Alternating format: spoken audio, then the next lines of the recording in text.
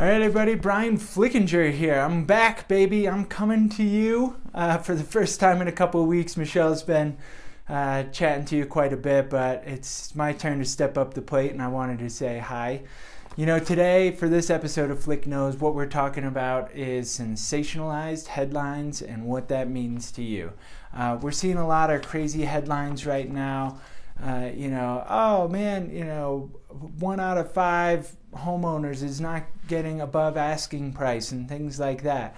And so I figured we'd just dive into a few numbers here behind those headlines and just kind of see where that takes us. So the first thing is, recession. There's a lot of talk about recessions coming up right now. It's the big bad R word. You're not going to want to hear a lot of realtors saying recession. You're probably not going to hear them. You know what? Let's talk about it a little bit. What does a recession mean for the housing market? So what we did is we took a look at the last 5 recessions that have happened and how the housing market fared with that. We had a little help from our friends at Keeping Current Matters here on this. So last 5 recessions, 1980, 1981, 1991, 2001, and 2008. Of those 5 recessions, 3 of them, housing values went up. 6.1%, 3.5%, and 6.6%. 1991, it dropped 2%. And the one that gives the housing market a bad name is, of course, 2008. That went down 19.7%. Now, the difference there, of course, is that the recession in 2008 was because of the lending practices with Dodd-Frank, et cetera, and everybody being a little bit more gun-shy about leveraging their properties and assets as much as they were in 2008. I think that we're very well protected. You're not seeing that kind of lending going on.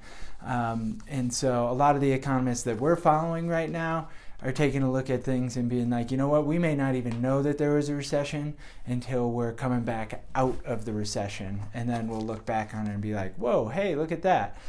We just went through a recession and we're already back out of it. So, the big R word, I don't think it's anything to be scared of, especially in our market here in Summit County because we have such a large buyer's pool.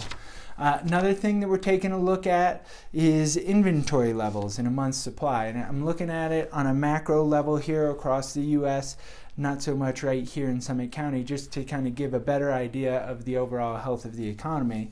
Because quite frankly, if we look just here in Summit County, all signs are pointing to go. So let's take a little macro look. Inventory levels, month supply, right now we're sitting at 3.5 months. Okay, and that's across the U.S. again. The most we got to was 4.3 months of inventory. And, that was kind of in the summer of last year.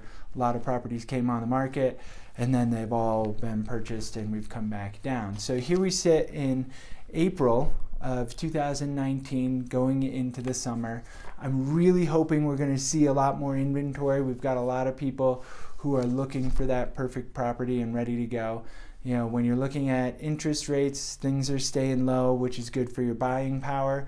If you have any questions about any of the things that we talked about here, please don't hesitate to reach out to us at teamflick@summitliving.com. As always, you can check the latest listings, flickrealestate.com, and give us a holler. Let us know what you want us to talk about. If you have any other questions about what's going on in the market here, we'd love to do a video based on your specific question. So give us a holler, and we'll see you next week for another episode of Flick Knows.